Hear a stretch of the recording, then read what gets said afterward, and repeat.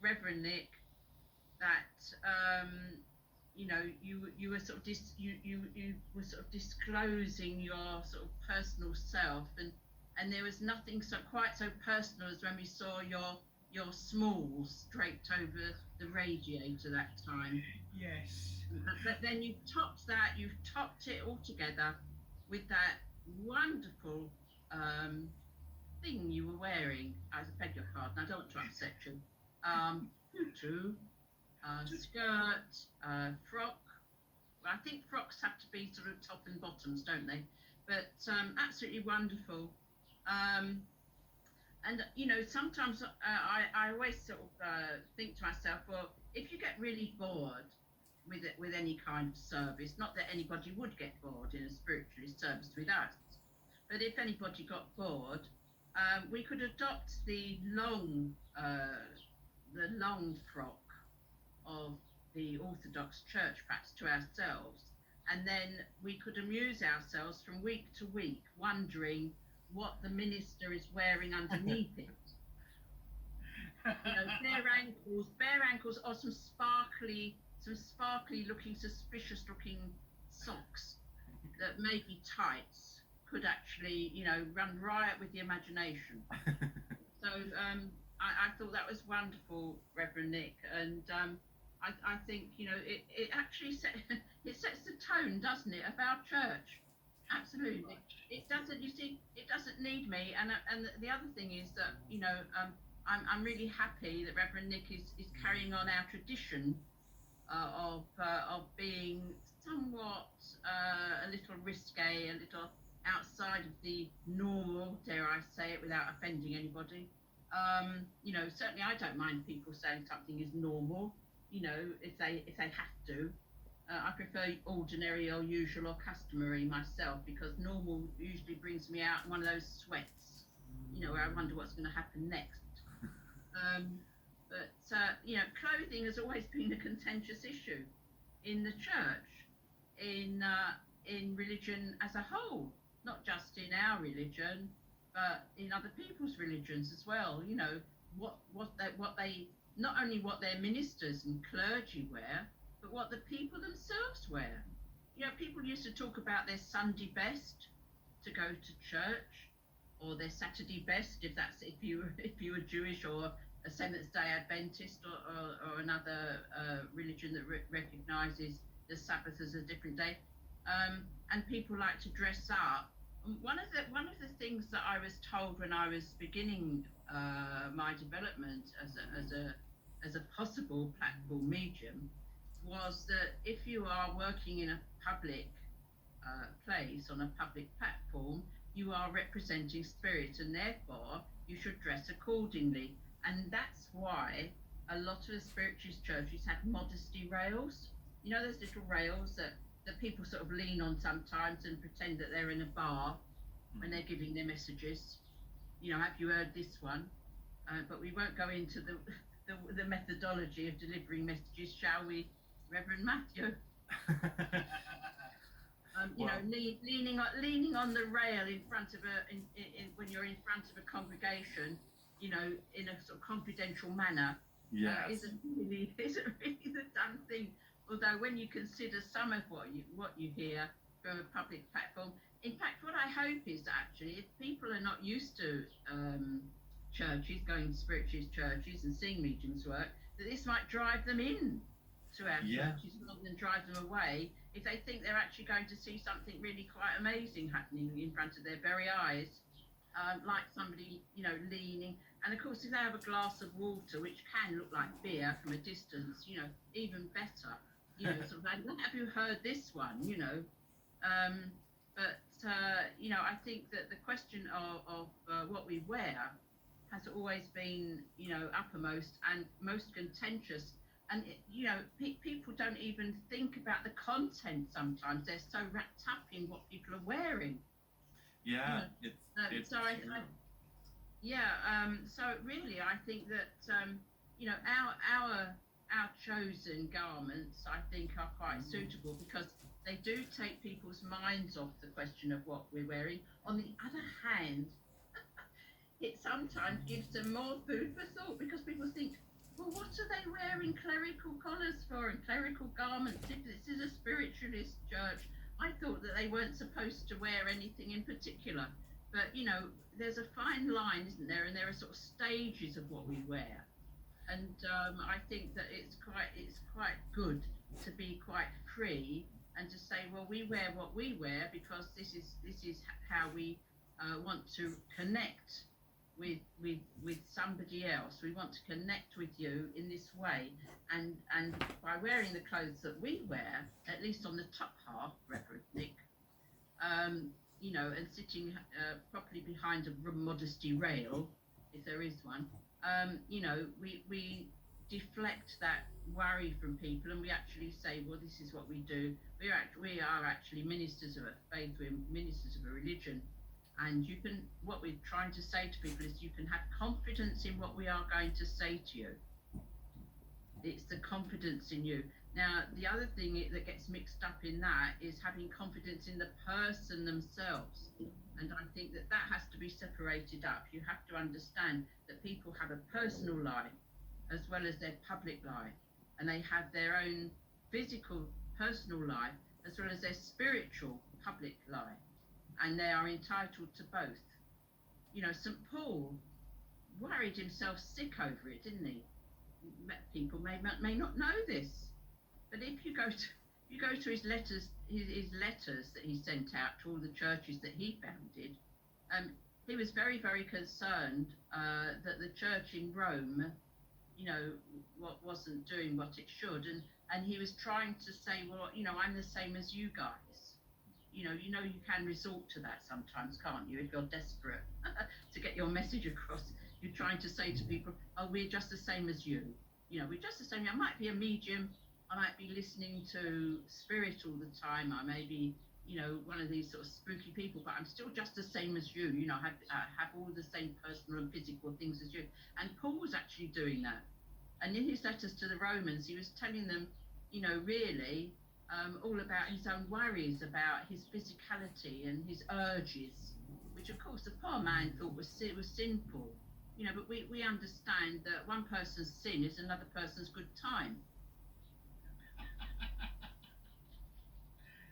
And, you know, sin has very many different definitions according to who is actually defining that. You know, I'm very sinful myself, according to probably millions of people walking this planet as we speak. I don't think I'm very sinful, but they do. And it's because they assess me according to their lights and to their sort of sliding scale of sin. And, you know, I think that we should, you know, I'm very pleased that us spiritualists avoid it at all costs. We always avoid sin. We don't talk about it. We don't talk about the devil very much, except to poke fun at him and say ha ha ha, you know, and sin ha ha ha. But we are so inclusive. I think it's wonderful, and clothing comes into that. So I mean, if somebody wants to come to one of our churches and work in flowing robes, or they may, like the Archbishop of Canterbury may ask to come, you know, you never know, with all his vestments, you know. Or the chief rabbi, bless him, you know, with everything, you know. People should, or even a Muslim with you know, a mullah wants to come in with all his stuff, or the Russian Orthodox with all their regalias. I think that people should be allowed to wear exactly what they wish to wear. And if you're born a man and wish to wear frocks or coloured tutus, I think that's perfectly acceptable. And equally, if you are born a woman and you want to wear men's clobber, then that's so be it, you know. And it is just good fun, isn't it? Because we're all different. That's the point. And poor St. Paul, I mean, he was sainted by Rome, Saint Paul. But here he is writing this letter that any of us can sort of identify with, going, oh, you know, I have been in a terrible situation. I've had all these lusting thoughts, and you know, the mind boggles because nothing's said about him being married or not married or who he was with. I know he went around the countryside and went on sea tours and things with a lot of men, but you know, there he was, you know, worrying about his personal physical life, and yet he was the most spiritual person. So I think we have to accept that, there is this dichotomy between us, the person we are. We're entitled to be how we are and who we are. We're placed on this earth to fulfill our own destiny, but to fulfill our physicality as well. And I think that if we wish to go and be celibate somewhere in a big house like the monks and the nuns, so be it. But if we want to be amongst, other people in that way, to know them biblically, then why not? And I think as long as we remember that we harm no one, I think that's quite a fine philosophy to live by for spiritualists anyway, if not the whole world. But I was there's a Jewish joke, I'm a Jew. By the way, did you know that on my mother's side I'm the same tribe as Paul? Paul was from the tribe of Benjamin. So was my mum. On my dad's side, I'm a Levi. The priestly lot, who weren't given a portion of any land whatsoever. Sort of like we can only inherit the spiritual. There's this old Jewish joke. I've got loads of Jewish jokes, but I will not bore you with them. But there's a little one about Genesis and the story about Adam and Eve. And I mean, we all know that God made a few people at once. He didn't really just make two people. He did make a few, but they talk about Adam and Eve because it's easier to understand that. And when they'd eaten of the tree of knowledge, Adam got himself a fig leaf, didn't he? And he stuck it over his private parts. I hope it was a very large fig leaf.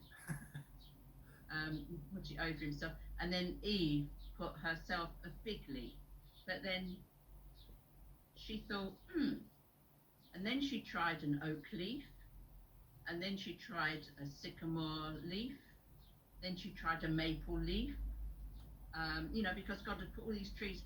And after about 5 or 6 of these trying on of leaves, Adam gave up altogether and wandered off to pick strawberries in the wood or something, left her to it, trying on all these different leaves. That is an awful Jewish joke. But, I can tell it's awful because nobody's laughing.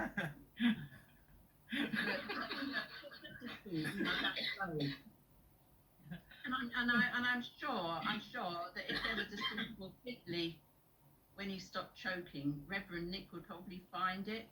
And he would be one who would be looking for a variety of different leaves to try on. I think he would. I think actually, shall we say that Adam probably wandered off looking for something different to wear as well. Although I'll be honest with you, I'm sure that Eve was probably hoping that he had a bigger fig leaf as well. Well, we can't get into that, of course, because we're in a church, aren't we? Absolutely. So we can't talk about any of those things that we've discussed up until now. So really, we'll have to sort of stop now in case people take offence or take umbrage and think that this is not the kind of church they wish to belong to, and leave. And the thing is that the village hall, it's a long walk to the back door. And if you are wearing shoes with hard soles on them, you don't have many hard soles. But if you're wearing a hard sole and you want to walk out, your footsteps will resound. But hopefully people will not have left, and they will wait, probably with bated breath, to see whether you are going to walk across their screens again in case you have to get up to do anything else. Well, and then you can see, we can then get a glimpse of the true beauty of your apparel. And we know that, this kind of, respectability is what we're after in our church. We only want you if you're respectable by our standards, you see. So we set a high standard. If you're not wearing a proper tutu, or you're not wearing diamante, and we say really that you would be underdressed, but we would let you in. We would let you in if you're wearing ordinary clothes. So and similarly, if you're a medium, your work stands by its own merit. And I know that you're going to have a lovely time with Reverend Matthew tonight and get lots of nice stuff from Spirit. Because let's face it, we never stop, do we? Us mediumistic lot, we hear from them a lot. We hear from them all the time. I'm not even pretending that my guides were prompting me tonight. I think what they were trying to prompt me to do was shut up. I was warned once again when I was first developing my mediumship. I was warned by one sepulchrally voiced circle leader. I didn't stay in a circle very long, by the way. That if I argued with Spirit, they'd leave me. Well, that is the truth, and I think that there are still things like that being said to people. I won't tell you what I've heard that circle leaders have said to people who want to be mediums, and this debate and discussion about what circle leaders tell developing mediums who can run, and I won't get into that. But certainly, she said they will not stay with you if you argue. Well, I've been arguing for many years now, and it seems that they will still stay with me even though I get on their nerves. So I'll say God bless to all of you. I hope I don't get on anybody's nerves down here, ha ha. I know I do, but then that's how it is, isn't it? That's how change happens, though. Yeah. That's how change happens. Well, change is something else. That's very interesting, Reverend Matthew, because I was thinking about that being the subject for my little address this evening, and it didn't happen because I thought of those words, change and decay in all around I see, but you, thou God, who changest not, abide with me. And I was looking at the time at this, and I thought that has not changed. This is a shell. Wow. It's a shell that my mother brought back from Jamaica. She taught out there for quite a while, and can you imagine? You see, if you think I'm mad, it's inherited. My mother brought this and many other shells back in her luggage. I think she probably had to pay extra to bring all the stones and boulders and large things like this back. Even a huge shell that was made into a lamp by one of her students' parents. But yeah, so change we have to, but some things changeth not, and thank God he doesn't. So I'll leave you with that. God bless you, and have a lovely evening this evening, everybody. Thank you, Lynn. God bless you, my love. And let's just be glad that I opted for the tutu and not the stockings and suspenders. Eh? Although I will say, see Facebook for details. The wig was perfect. And the raya, dear, the raya. Yes, and the rack was quite good too. On that note, we'll say see you in a bit. God bless all. Right. Well, normally I say we will see how well connected Spirit are to get the reading to follow the address. I'm not even going to risk it this week because I don't know. Well, having said that, it's Alan, so you never know. Ladies and gentlemen and friends, let's welcome Reverend Alan up for the reading and see what he's got to say this week too. Are you there, mate? I am. Hello, bud. Well, how do you follow that? Yeah. I really should have chosen a night with my lady for tonight, I think. You should have done. But never mind. I didn't. Spirit directed me to this, and I like it, and I hope you all do too. It's called When I Say I Am a Christian. And it is by Carol Wimmer. Right.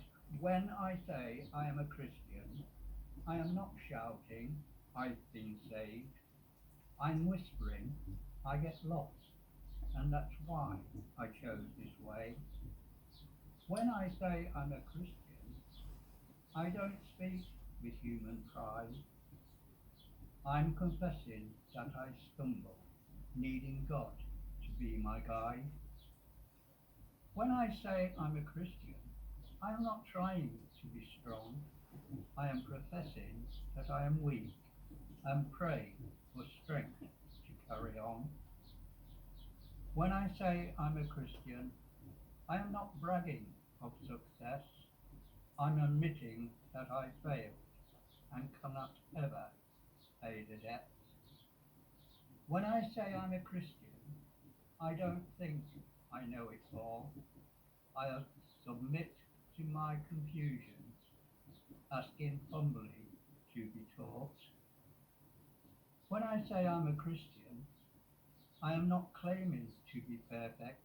My flaws are all too visible, but God believes I'm worth it. When I say I'm a Christian, I still feel distinct pain.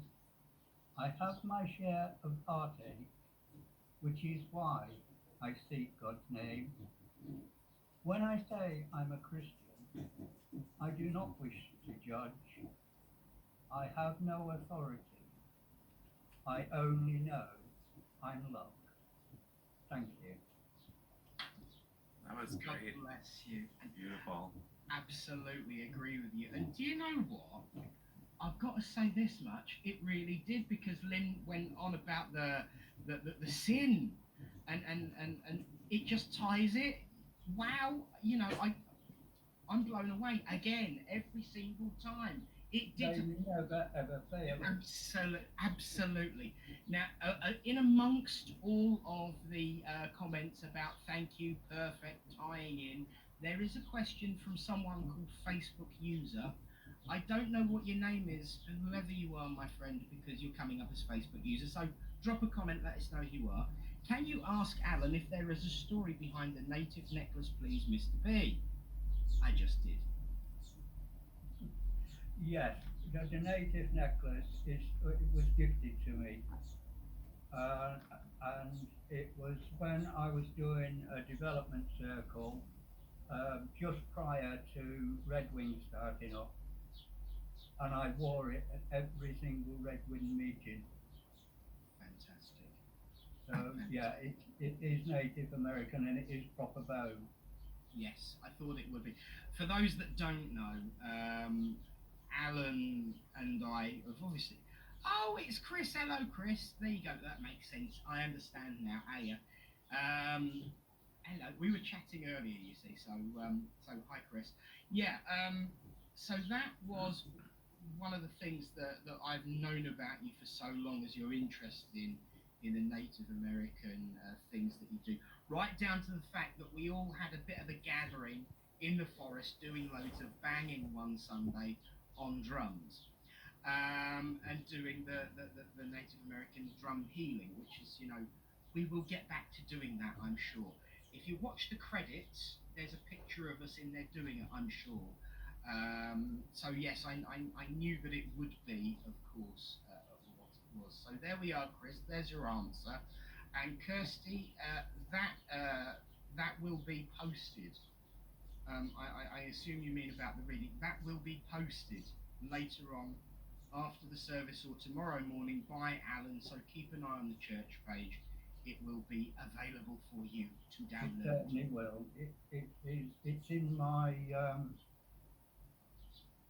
in my transfer box, ready to be transferred over. So there'd be no problem with it this week at all.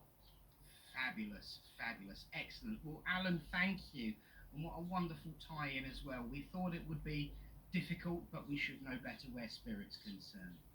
So thank you, mate, and we'll see you a bit later on. I will do. God bless. God bless.